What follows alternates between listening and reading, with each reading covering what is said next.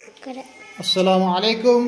वालेकुम अस्सलाम। जी, आज हम जो है नली कली का एक साइंसी एक्सपेरिमेंट तजुर्बा जो एक मज़ेदार है, इसको हम नाम देंगे नाचती हुई मोमबत्ती। क्या नाम है इसका?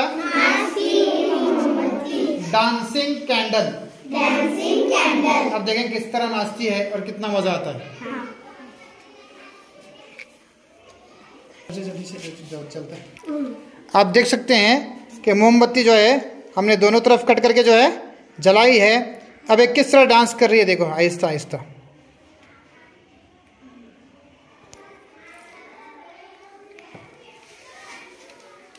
देख रहे हैं?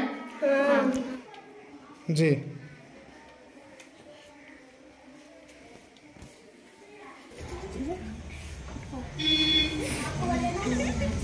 जी नाचती हुई मोमबत्ती।